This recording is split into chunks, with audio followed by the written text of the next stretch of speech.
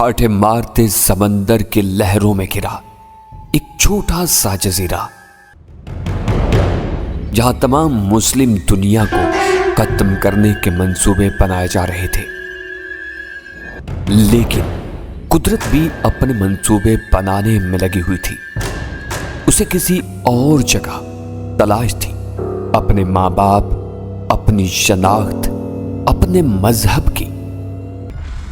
اس نے آنکھ کھولی تو وہ بھیڑیوں کے غول میں پھنسا ہوا تھا جو اسے کچا چبا جانا چاہتے تھے۔ لیکن قدرت اسے ایک اہم مقصد کے لیے چن چکی تھی، محبت، نفرت، سنسنی سے بھرپور لہو رنگ داستان۔ محافظ۔ تم سنجیدہ ہو؟ حسن علی نے حیرت سے کہا۔ تقریباً اتنا ہی جتنا کہ آپ مہاپارا کے لیے سنجیدہ ہیں۔ اور حسن علی کو مجھے چائنا ماچس کا پیکٹ منگوا کر دینا پڑا۔ وہ اسے بھی میرا طفلانہ پن سمجھ رہا تھا۔ عمر کے لحاظ سے تو میں طفل ہی تھا، لیکن جذبات کے لحاظ سے اچھا خاصا بالغ ہو چکا تھا۔ پیکٹ آتے ہی میں اسے لے کر بدماشوں والے کمرے میں پہنچا۔ پہلے تو ان سب کو میری ہدایت کے مطابق سر سے پاؤں تک کسی بنڈل کی طرح رسی سے کس دیا گیا۔ وہ خاصی دہشت سے اس کارروائی کو دیکھ رہے تھے۔ استاد محترم نے کانپتے ہوئے کہا، یہ کیا کر رہے ہو تم؟ میں نے تم سے کہا تھا نا کہ زبان کھول دو۔ حسن علی نے افسوس سے سر ہلایا۔ اب تم شکایت نہیں کر سکتے، شکایت کرنے کا وقت گزر چکا ہے، میں نے پٹاخوں کا پیکٹ کھولتے ہوئے کہا۔ لیکن تمہارے لیے خاص رعایت ہے، اب بھی تم بتا دو کہ کن لوگوں نے تمہیں موت کے منہ میں چھونکا ہے تو میں اپنا پروگرام ملتوی کر دوں گا۔ لیکن پٹاخے دیکھ کر ان کی ساری دہشت دور ہو چکی تھی، بلکہ استاد محترم میں اتنی ہمت آ گئی کہ انہوں نے بڑک بھی ماری۔ اوئے تو ہم سے کچھ نہیں کلوا سکتا، ابھی بچہ ہے تو۔ شب برات کے موقع پر عبادت کا وادی اور سونے والوں کا سکون حرام کرنے کے لیے ہر سال بے تحاشا پٹاخے اور بم استعمال ہوتے ہیں، بلکہ اب تو لوگ آتشی ہتھیار بھی استعمال کرنے لگے ہیں۔ لیکن ان میں سب سے معروف چائنا ماچس ہے۔ سستی ہونے اور زوردار دھماکے کی وجہ سے یہ سب سے زیادہ مقبول ہے۔ اس کی ایک اور خاصیت ذرا دیر سے پھٹنا ہوتی ہے، یعنی اسے ماچس سے رگڑ کر فرش پر پھینک دیا جائے تو یہ 8 سے 10 سیکنڈ میں پھٹ جاتا ہے۔ قریب سے اس کا دھماکہ خاصا خوفناک لگتا ہے۔ میں استاد کے پاس بیٹھ گیا۔ تم نے دیکھا ہے دستی بم قریب سے کتنا خطرناک ہوتا ہے؟ 80 گز کے اندر کھڑے انسان کے ٹکڑے اڑ جاتے ہیں، لیکن یہی دستی بم زیادہ فاصلے پر بیکار ہو جاتا ہے۔ اسی طرح یہ پٹاخہ بظاہر بے ضرر سی چیز ہے، تمہارے پیروں میں پھٹ جائے تو تمہیں کچھ نہیں ہوگا، لیکن اگر میں اسے تمہارے کان میں رکھ دوں اس طرح۔ میں نے پٹاخہ ماچس سے رگڑ کر اس کے کان میں ٹھوس دیا جس نے مہاپارا کے سر پر پستول مارا تھا۔ دہشت سے اس کی آنکھیں پھیل گئی تھیں۔ وہ چلایا، نکال اسے، ابے تیری تو۔ ناقابل اشاعت الفاظ کے ساتھ وہ سر جھٹک کر پٹاخے کو کان سے نکالنے کی کوشش کر رہا تھا، ساتھ ہی اس کا جسم فرش سے اچھل رہا تھا جیسے مرغ بسمل تڑپتا ہے۔ مگر جب پٹاخہ پھٹا تو وہ بلا مبالغہ فرش سے فٹ بھر اچھل پڑا تھا۔ اس کے منہ سے بھیانک چیخ نکلی اور وہ بے جان سا ہو گیا۔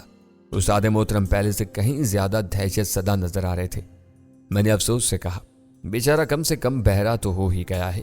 یہ بھی ممکن ہے کہ دھماکے سے دماغ بھی متاثر ہوا ہو، سننے کے ساتھ یہ بولنا بھی بھول جائے یا ساری عمر دیکھ نہ سکے۔ ممکن ہے اس کی یادداشت اور سوچنے سمجھنے کی صلاحیت بھی متاثر ہوئی ہو، اور یہ بھی ہو سکتا ہے کہ یہ جہنم رسید ہو جائے۔ بکواس بند کرو، استاد محترم نے چلا کر کہا۔ تو تم مجھے دہشت زدہ نہیں کر سکتے۔ دہشت زدہ کون کر رہا ہے جناب عالی؟ میں نے حقیقت بیان کی ہے، باقی سب تو یہ ہوش میں آئے گا تو پتہ چلے گا نا۔ اس وقت وہ بدماش ہوش میں آ گیا اور ذبح کیے جانے والے بکرے کی طرح چلانے لگا۔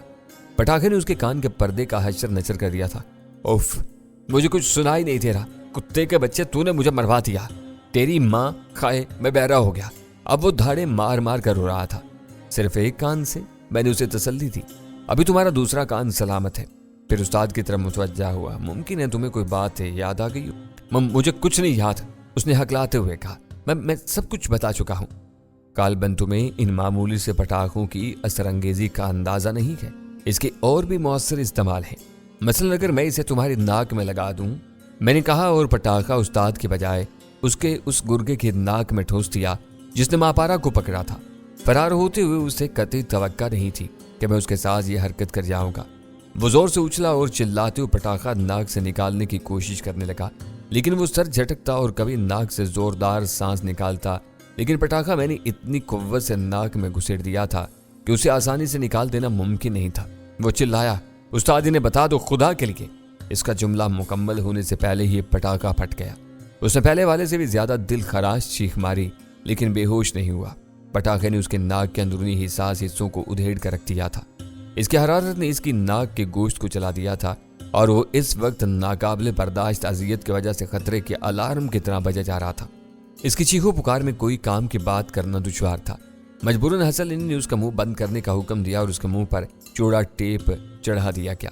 ٹیپ چڑھا دیا گیا تو میں نے مسکرا کر استاد کی طرف دیکھا۔ تم نے دیکھی اس معمولی سی چیز کی کارکردگی؟ اب فرض کرو میں ذرا بڑا پٹاخہ تمہارے منہ میں ڈال کر اوپر سے ٹیپ لگا دیتا ہوں تو دھماکے کے بعد کیا ہوگا؟ یعنی ممکن ہے تمہاری زبان جل جائے اور تم ہمیشہ کے لیے اشاروں کی زبان میں بات کرنے پر مجبور ہو جاؤ۔ اس قسم کے پٹاخے ہوا کو بڑی تیزی سے پھیلاتے ہیں۔ اگر تمہارے منہ کے ساتھ ناک بھی بند کر دی جائے تو اندر ہونے والے دھماکے کو جب پھیلنے کے لیے جگہ نہیں ملے گی تو وہ تمہارے سر پر دباؤ ڈالے گا، تمہاری آنکھیں باہر آئیں گی اور کان کے پردے پھٹ جائیں گے۔ تم خدا کے لیے، استاد نے کانپتے ہوئے کہا، میں بتاتا ہوں، میں نے سب بتا دیا تھا، بس ایک بات چھپائی تھی۔ ہمیں جیپ شہزاد خان نامی شخص نے دی تھی، وہ چاک واڑہ میں رہتا ہے۔ اس کا پتہ رقم کے پیکٹ کے ساتھ ملا تھا اور اس میں ایک پرچہ بھی تھا۔ ہدایت کے مطابق جب ہم نے یہ پرچہ شہزاد خان کو دکھایا تو اس نے ایک گیراج میں لے جا کر یہ جیپ ہمارے حوالے کر دی۔ گیراج کہاں ہے؟ حسن علی نے اس کے چہرے پر نظریں چبھاتے ہوئے پوچھا۔ چاکواڑہ میں؟ پتہ مجھے معلوم نہیں، لیکن میں گیراج دکھا سکتا ہوں۔ تم شہزاد خان کے بارے میں کیا جانتے ہو؟ میں نے پوچھا۔ کچھ بھی نہیں، میں زندگی میں پہلی بار اس سے ملا تھا۔ سوچ لو اگر یہ بات غلط نکلی تو؟ حسن علی نے جملہ ادھورا چھوڑ دیا۔ میں نے سب بتا دیا ہے، اب تمہیں اعتبار نہ کرو تو میں کیا کر سکتا ہوں؟ استاد نے خاصی بے بسی سے کہا۔ حسن علی ان لوگوں کی مرہم پٹی اور کھلائی پلائی کی ہدایت دے کر باہر آ گیا۔ اس نے مجھ سے کہا، تمہیں یہ پٹاخوں والی ترکیب کیسے سوچی؟ بس جناب آپ کی پیروی میں کبھی کبھی سر استعمال کر لیتے ہیں، میں نے انکساری سے کہا۔ اس نے مجھے گھورا، آج کل تم کچھ زیادہ ہی بدمعاش ہوتے جا رہے ہو، یہ بھی آپ کی صحبت کا اثر ہے، میں نے جواب دیا، ورنہ ذاتی طور پر بندہ بہت شریف ہے، لگتا ہے تمہارے لیے نیا تربیتی سیشن شروع کرنا پڑے گا، اچھا صلہ دے رہے ہیں میری خدمت کا، میں نے افسوس سے کہا۔ سچ کہا ہے کسی نے نیکی کرنے والے کو ہی لوگ دریا میں ڈال دیتے ہیں۔ اب تم پیلس جاؤ۔ پیلس پیدل ہی؟ میں نے بکھلا کر کہا، آپ کو اندازہ ہے کہ فاصلہ 2 میل سے کم نہیں ہے اور یہاں تو ٹیکسی بھی نہیں ملتی، تو پیدل چلے جاؤ، ویسے بھی صبح تم نے دوڑ نہیں مکمل کی۔ ہرگز نہیں، میں آپ کے ساتھ ہی واپس جاؤں گا۔ بائی دا وے مجھے ٹہلا کر آپ کہاں جانا چاہتے ہیں؟ شہزاد خان کی تلاش میں؟ میں نے اچانک کہا تو حسن علی بھی حیران رہ گیا۔ تو تمہیں کیسے پتا؟ وہ جلا گیا، تم ایک ہی شیطان ہو۔ شیطان ہمیشہ ایک ہی ہوتا ہے ہر آدمی کے اندر، میں نے فلسفانہ انداز میں کہا۔ بادل خواستہ حسن علی نے مجھے اپنے ساتھ لیا۔ اس کے ساتھ ایک شخص تھا جس کا دعویٰ تھا کہ وہ شہر کے اس پرانے علاقے کو اس طرح جانتا تھا جیسے اپنے ہاتھوں کی لکیروں کو، تاہم اس کا علم جغرافیہ اس کے ہاتھوں کی لکیروں سے زیادہ گمراہ کن ثابت ہوا تھا۔ 2 بار بھٹکنے کے بعد حسن علی نے گلی میں کھیلنے والے بچوں اور دروازوں پر زندگی سے بیزار بیٹھے بوڑھوں سے شہزاد کا پتہ دریافت کرنا شروع کر دیا۔ بالآخر باہر میں فرد نے ہماری صحیح رہنمائی کی اور ہمیں اس 5 منزلہ عمارت تک پہنچا دیا جو اتنی خستہ حال تھی کہ اس میں قدم رکھتے ہوئے بھی ڈر لگ رہا تھا کہ ابھی زمین بوس نہ ہو جائے۔ تاہم عمارت گزشتہ 100 سال سے ایسے ہی کھڑی تھی اور امکان تھا کہ کوئی زلزلہ نہ آیا یا کسی نے بم سے نہ اڑا دیا تو یہ یوں ہی مزید 50-60 سال کھڑی رہے گی۔ شہزاد خان عمارت کے 5ویں مالے پر رہتا تھا۔ اس علاقے میں فلور کے بجائے مالے کہا جاتا ہے۔ بمبئی کی طرح اس جگہ کا طرز معاشرت بھی کسی حد تک پرانے بمبئی سے مشابہ تھا۔ یہاں زیادہ تر گجراتی، میمن اور لچھی برادری کے افراد آباد تھے۔ حسن علی نے اپنے ساتھ آنے والے ماہر جغرافیہ کو نیچے رکنے کو کہا۔ وہ شرمندہ ہو رہا تھا۔ میں اور حسن علی اوپر پہنچے۔ راستے میں گرد آلود سیڑھیوں پر کچرا بکھرا ہوا تھا۔ اندر سے عمارت کا حال اور بھی بدتر تھا، جگہ جگہ سے پلاسٹر اکھ رہا تھا۔ رنگ و روغن تو پاکستان بننے کے بعد کرایا ہی نہیں گیا تھا۔ شہزاد خان کے فلیٹ کے دروازے پر دستک دینے پر ایک عورت نے اندر سے جھانکا۔ ہمیں دیکھ کر اس کا چہرہ سوالیہ نشان بن گیا تھا۔ ہمیں شہزاد صاحب سے ملنا ہے، حسن علی نے شائستگی سے کہا۔ وہ تو گھر پر نہیں ہے جی، عورت نے فوراً کہا، اور مجھے لگا کہ اس نے سچ ہی کہا تھا۔ پھر کہاں ملیں گے شہزاد صاحب؟ حسن علی نے دوبارہ پوچھا۔ آپ ان سے کیوں ملنا چاہتے ہیں؟ عورت نے شک زدہ لہجے میں کہا۔ کالونی سے پہلے کسی نے شہزاد خان کو اتنی عزت سے نہیں بلایا تھا۔ ہمیں اسے کچھ کام ہے، حسن علی نے اسی لہجے میں کہا۔ ان کے فائدے کا؟ ظاہر ہے اس کا کوئی فائدہ ہی ہونا ہے، عورت نے تلخی سے کہا۔ جو کماتا ہے باہر ہی اڑا دیتا ہے، وہیں ہوگا اپنے مقبرے میں، اپنے گیراج پر۔ عورت کی باتوں سے ظاہر تھا کہ اس کا شوہر شہزاد خان عیاش طبیعت شخص تھا جسے گھر اور بیوی کی زیادہ پرواہ نہیں تھی۔ عورت نے اندر سے کاغذ پر گیراج کا پتہ لکھ کر لا دیا تھا۔ ہم اس کا شکریہ ادا کر کے نیچے اترے اور ماہر جغرافیہ کو ایک موقع اور دیا کہ وہ اپنی اہلیت ثابت کر سکے، اور اس بار اس نے ہمیں بالکل درست پتے پر پہنچا دیا تھا۔ گیراج ایک پتلی سی گلی کے کونے پر تھا، جس کے سامنے والی سڑک پر ٹریفک کا سیل رواں تھا۔ گیراج کے سامنے ہجوم دیکھ کر حسن علی چونکا۔ لوگوں کو دائیں بائیں کرتے ہوئے ہم بمشکل گیراج تک پہنچے، جہاں دکان کے اندر سے آنے والا خون جم چکا تھا۔ کیا ہوا بھائی صاحب؟ حسن علی نے سب سے آگے شتر مرغ کی طرح گردن نکالے ایک صاحب سے پوچھا۔ مرڈر؟ اپن اپنی اکھا زندگی میں اتنا مرڈر نہیں دیکھا، انہوں نے دہشت زدہ لہجے میں کہا۔ میں نے اس کی بات پر غور کیا، اس لیے میں پیچھے سے کسی نے مجھے دھکا دیا اور میں اختیار دکان کی تقریباً اندر جا پہنچا تھا۔ پھر اندر نظر آنے والے منظر نے مجھے دہشت زدہ کر دیا تھا۔ دکان کے اندر ایک پیلا سا بلب روشن تھا، جس کی روشنی تاریکی کے خلاف جدوجہد کرتی محسوس ہو رہی تھی۔ دکان پر مشکل 12x10 کی تھی۔ یہ دراصل موٹر سائیکلوں کی ریپیئر شاپ تھی، اور اس کا وہی حال تھا جو عام طور سے اس قسم کی دکانوں کا ہوتا ہے۔ کالک میل اور آئل کی چکنائی جا بجا پھیلی ہوئی تھی۔ ٹوٹے پھوٹے مرمت طلب پرزے کباڑ خانے کا منظر پیش کر رہے تھے، لیکن دہشت زدہ کرنے والی چیز 3 عدد لاشیں تھیں، چوڑی ترچھی بڑی ہوئی تھیں۔ سب سے آگے ایک جوان العمر آدمی کی لاش تھی، جو غالباً پرزے دھونے والے سیاہ محلول میں منہ کے بل پڑی تھی۔ اس کے سر سے بہنے والا خون اور مغز سیاہ محلول میں شامل ہو کر اسے نئی رنگت دے چکا تھا۔ ایک طرف دیوار کے ساتھ ایک 9 عمر لڑکے کی لاش تھی، جس کے سینے پر گولی لگی تھی اور وہ گٹھڑی کی طرح دیوار سے لگا ہوا تھا۔ تیسری لاش نسبتاً جوان لڑکے کی تھی۔ اس نے کونے میں موجود پرزے رکھنے والے ایک ریک کے پیچھے پناہ لینے کی کوشش کی تھی، لیکن قاتل یا قاتلوں نے اسے وہاں بھی نہیں بخشا تھا۔ اسے بھی ایک ہی گولی ماری گئی تھی، سر کے اوپر۔ اسے قاتلوں کی پیشہ ورانہ مہارت کا اندازہ ہوتا تھا۔ تینوں کا خون مل کر ایک ندی کی طرح بہتا دکان کے باہر تک آ گیا تھا، اور فضا میں اس کی مہک بسی ہوئی تھی۔ ایسی مہک عام طور سے گوشت کی دکانوں پر آتی ہے۔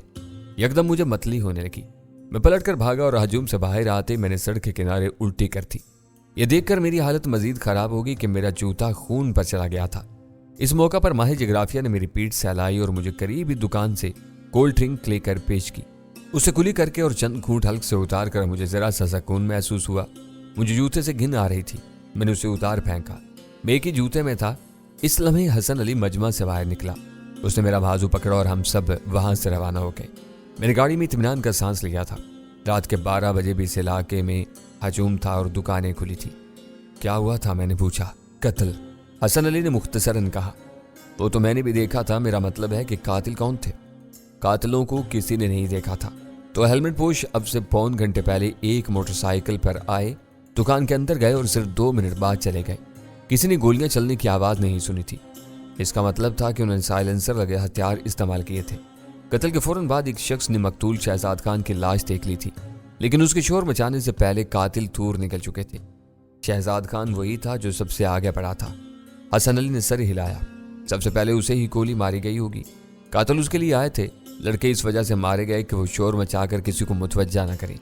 یہ بھی ممکن ہے کہ وہ کوئی ایسی بات جانتے ہوں اس میں نہ پر مارے گئے ہوں۔ وہ لوگ ان کے سامنے ہی شہزاد خان سے ملنے آئے ہوں گے، اور ظاہر ہے وہ لڑکے بھی ان قاتلوں کی نشاندہی کر سکتے تھے، لہذا قاتلوں نے انہیں بھی خاموش کرنا ضروری سمجھا ہوگا۔ میں نے تبصرہ کیا، وہ لوگ زیادہ ہی مستعد تھے۔ جب اغوا کرنے والے ان تک نہیں پہنچے تو انہوں نے سمجھ لیا کہ منصوبہ ناکام ہو گیا ہے، اور اب بات ان تک آ سکتی ہے، لہذا انہوں نے اس واحد راستے کو بند کر دیا جو ان تک رسائی رکھتا تھا۔ اس لیے گاڑی پھر اس عمارت کے سامنے رکی جہاں ہم پہلے بھی آ چکے تھے، یعنی شہزاد خان کے فلیٹ پر۔ رات ہونے کے باوجود علاقے کی رونق میں کوئی کمی نہیں آئی تھی۔ ہم اوپر پہنچے۔ دروازہ بجانے پر عورت کے بجائے ایک چھوٹا بچہ دروازے تک آیا تھا۔ آپ نے کس سے ملنا ہے؟ اس نے معصومیت سے پوچھا۔ آپ کے ابو شہزاد خان ہیں نا؟ میں نے پوچھا تو اس نے اسبات میں سر ہلا دیا۔ اپنی امی کو بلائیے۔ کچھ دیر بعد وہ عورت دروازے پر تھی۔ ہمیں دیکھ کر اس کے چہرے پر حیرت نظر آئی تھی۔ کہیے، اب کیوں آئے ہیں آپ؟ میں سمجھ رہا تھا کہ حسن علی عورت کو اطلاع دینے آیا تھا کہ اب وہ سہاگن نہیں رہی بلکہ بیوہ ہو چکی تھی، اور عورت کے روکھے لہجے پر اسے اطلاع دے کر اپنی راہ لے گا، لیکن اس کے بجائے اس نے کہا، محترمہ، شہزاد خان ہمیں دکان پر نہیں ملا، وہ کسی کے ساتھ چلا گیا تھا اور اب تک نہیں آیا۔ میرا خیال ہے اس کی جان خطرے میں ہے۔ یہ سنتے ہی عورت کے چہرے کا رنگ بدل گیا تھا۔ کس سے خطرہ ہے اسے؟ میرا خیال ہے یہ باتیں اسی طرح دروازے پر کھڑے ہو کر کرنا مناسب نہیں ہے، حسن علی نے کہا۔ عورت کچھ دیر سوچتی رہی۔ بات اس کے شوہر کی جان کی تھی، اس لیے اس نے بالآخر ہمیں اندر آنے کا اشارہ کیا۔ چھوٹا سا یہ فلیٹ حسرت کی تصویر بنا ہوا تھا۔ کار کی حالت سے ظاہر تھا کہ شہزاد خان سے عورت کا شکوہ بجا تھا۔ ہم معمولی درجے کی کرسیوں پر بیٹھے تھے۔ شہزاد خان کی بیوی نے تشویش سے پوچھا، کون لوگ ان کے پیچھے پڑ گئے ہیں؟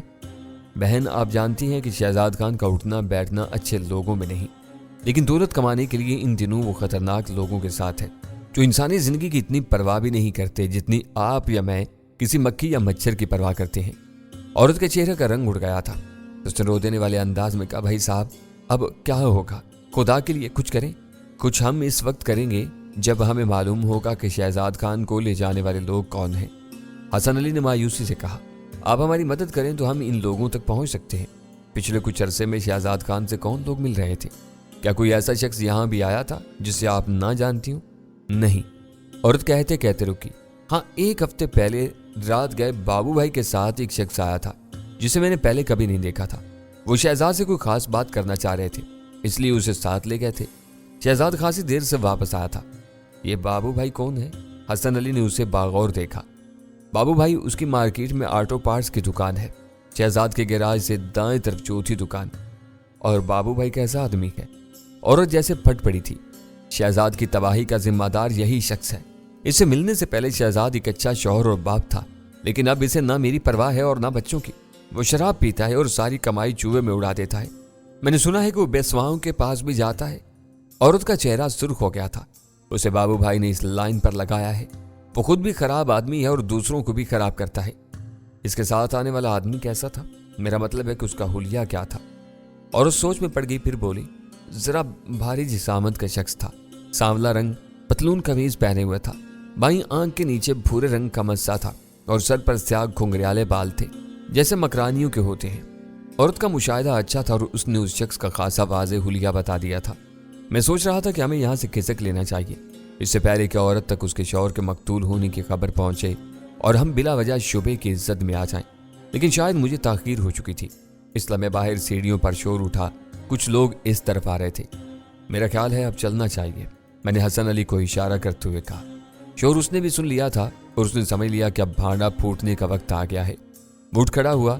اس وقت دروازے پر کسی نے جان توڑ دستک دی اور چلایا، بھابھی دروازہ کھولو جلدی۔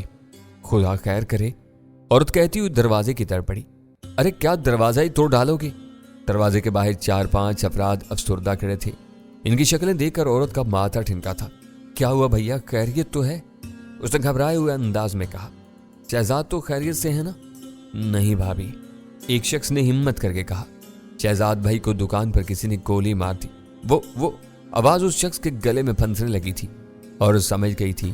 اس نے منہ سے چیخ نما آواز نکالی۔ اس نے گھوم کر ہمیں دیکھا۔ مار دیا، ان لوگوں نے میرے شوہر کو مار دیا۔ لوگوں کی نظریں ہم پر جم کر رہ گئی تھیں، پھر وہ جارحانہ انداز میں ہماری طرف بڑھنے لگے۔ اس لمحے کسی نے میرے شانے پر ہاتھ رکھا تھا۔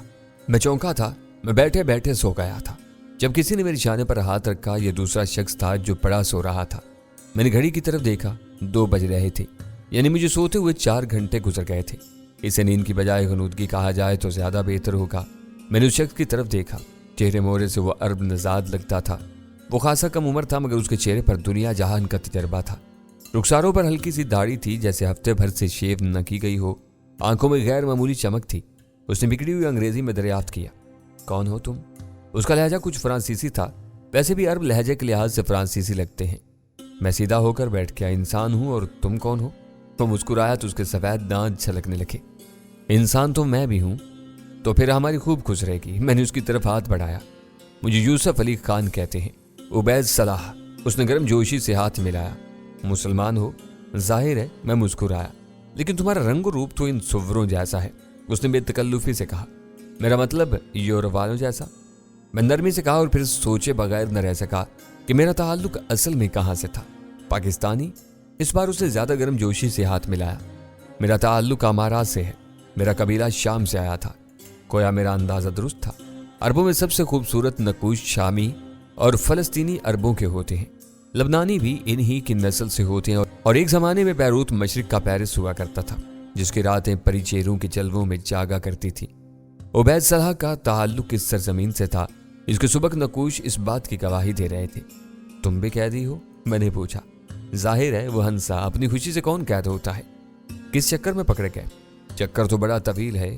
اس نے طویل سانس لی۔ मगर फिल वक्त में इनके हाथ आ गया, इसलिए पकड़ा गया। ये लोग अरसे से मेरी तलाश में थे। तो जुर्म तो नहीं, तुम इसे एक ख्वाहिश कह सकते हो, आज़ाद रहने की ख्वाहिश, जिसके अलम बरदारों को बर्दाश्त नहीं है। तुम फ़लस्तीनी हुर्रियत पसंद हो? उसने नफ़ी में सर हिलाया। मैं सिर्फ हुर्रियत पसंद हूँ।